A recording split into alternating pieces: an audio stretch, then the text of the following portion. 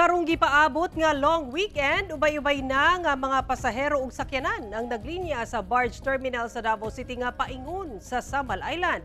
Samtang dili pa dagsa ang mga pasaherong biyaheng probinsya sa Davao City Overland Transport Terminal. Ang detalye sa live report ni Jandy Esteban. Jandy.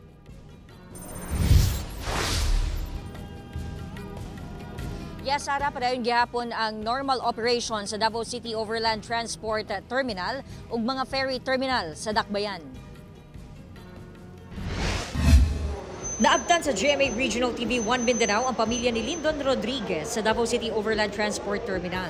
Nagpaabot og bus, Panyu Bataan, Davao de Oro. Kay kuan man kanang mao gyud among schedule mo uli sa amuang probinsya kay dito may mag-New Year kay dire naman may daan nagpasko sa Davao. Ang dagan sa pagpasulod. Mayo man. Wa man kayo traffic pud karon pod. Dili taas ang linya pasulod sa terminal. Manumano gihapon ang pagrekisa sa mga bagahe ug gubang gamit sa mga pasahero kay guba ang scanner. Dinalantaw nga sa December 31 ug January 1, 2025, mubalik og dagsa ang tao. Daan ang gisulti ni DCOT Manager Isa Yusop nga 50 to 70,000 ang ihap sa mga pasahero karong holiday season.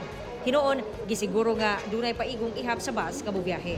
Sa ferry terminal sa May West sa Davao City patabok Samal Island, taas gihapon ang linya sa mga sakyanan. Medyo dugay ang pila, taas ang pila.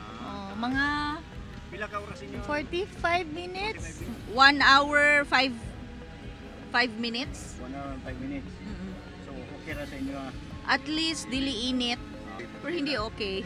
Ito pa lang sa gawas is light to heavy, good siya, but paspas naman po. Sara, karong takna 5:33 p.m. mingaw pa din sa May West Ferry Terminal. Ilabi pa nga ugma ginalantaw nga mudagsa ang mga tawo, ilabi pa nga long weekend kay on Monday regular holiday and on Tuesday special non-working holiday. Hinoon naka-operate ang mag-operate sa ilahang mga barge upat ka buok. Ang 24 hours nga duty will be usa lang ka barge. Sara. Okay, daghang salamat, Jandy Esteban.